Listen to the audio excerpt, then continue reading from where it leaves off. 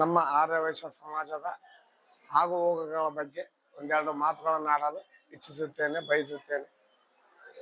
ಗಂಗಾವತಿ ಆರ್ಯವೈಶ್ಯ ಸಮಾಜದ ಸರ್ವ ಸದಸ್ಯರ ಸಭೆ 2026 ದಿನಾಂಕ 5/2/26 ಗುರುವಾರ ಬೆಳಿಗ್ಗೆ 11:30ಕ್ಕೆ ನಗರೇಶ್ವರ ಕಲ್ಯಾಣ ಮಂಟಪದಲ್ಲಿ ನೆರವೇರಿಸಲಾಗುತ್ತಿದೆ.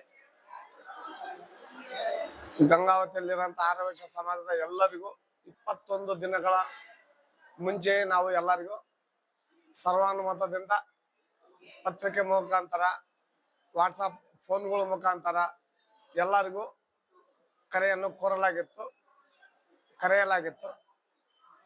ಇವತ್ತು ಸುಮಾರು 200 ಜನ ಸೇರಿದ್ದೀವಿ. ಈ ಸಭೆಯಲ್ಲಿ ಆಗು ಹೋಗುವ ಬಗ್ಗೆ ಎಲ್ಲರೂ ಮಾತಾಡಿದೆವು. ನಾನು ಒಂದೆರಡು ಅನಿಸಿಕೆಗಳನ್ನು ಹೇಳಲು ಇಚ್ಛಿಸುತ್ತೇನೆ. ನನ್ನ ಹೆಸರು ಚಿದಂಬರ. ಸರ್ವ ಸದಸ್ಯರ ಸಭೆಯೊಳಗೆ ನಾನು ಒಬ್ಬ ಡೈರೆಕ್ಟರ್ ಆಗಿ, ಸದಸ್ಯನಾಗಿ ಹೇಳ್ತಾ ಇದ್ದೇನೆ. ಹಳೆಯ ಕಮಿಟಿಯವರು ಸುಮಾರು 16ರಿಂದ 20 ವರ್ಷ ಆಡಳಿತ ನಡೆಸಬೇಕಾಗಿದ್ದು, ಇದುವರೆಗೆ ಯಾವುದೇ ರೀತಿಯ ಗುಡಿ ಪ್ರಾರಂಭ ಮಾಡಲಿಲ್ಲ. ಆಮೇಲೆ ಅದಕ್ಕಿಂತ ಹೆಚ್ಚು ಗುಡಿ ಕಟ್ಟೋದ್ರ ಬಗ್ಗೆ, ಗುಡಿ ಹಾಕೋದ್ರ ಬಗ್ಗೆ ಹೇಳ್ತಾ ಇದ್ದಾರೆ ವಿನ ಅವರು ಲೆಕ್ಕಪತ್ರ ಕೊಟ್ಟಿಲ್ಲ. ನಾವು ಕೇಳ್ತಾ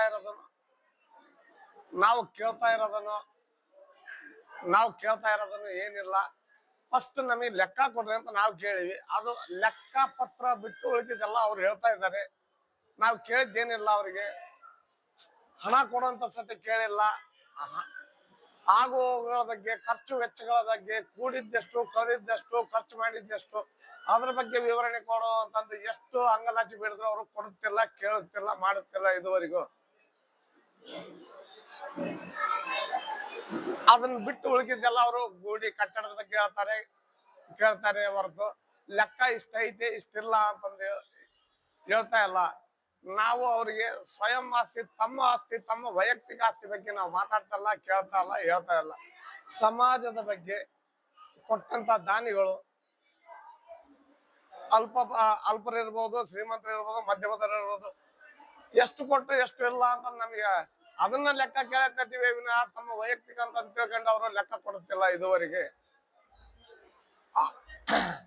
ಅವ್ರು ಅದನ್ನ ಬಿಟ್ಟು ಬರೀ ಗುಡಿ ಹಾಕೋದು, ಗುಡಿ ಕೇಳೋದು, ಗುಡಿ ಮಾಡೋದ್ರ ಬಗ್ಗೆ ಹೇಳ್ತಾ ಇದಾರೆ ವಿನ ಬರೆಯೋದೇನು ಇಲ್ಲ. ನಾವಾಗಿ ಕೇಳಿದ್ದಕ್ಕೆ 2 ವರ್ಷಕ್ಕೊಮ್ಮೆ 3 ವರ್ಷಕ್ಕೊಮ್ಮೆ ಜಗ ತಗೊಂಡಿನಿ, ಜಗದೊಳಗೆ ಪೂಜೆ ಮಾಡೀನಿ.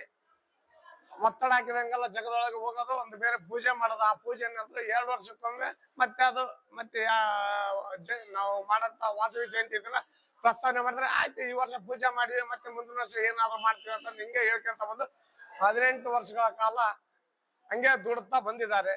ಆಮೇಲೆ ಕೇಳಿದ್ರೆ ಅದೇನೋ ಹೇಳ್ತಾರಲ್ಲ,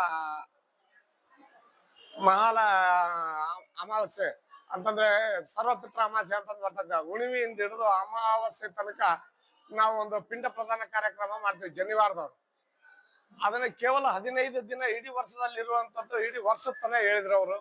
ನಮಗೆ ಯಾವುದೇ ಮುಹೂರ್ತ ಸಿಕ್ಕಿಲ್ಲ ಅಂತ ಹೇಳಿದ್ರು.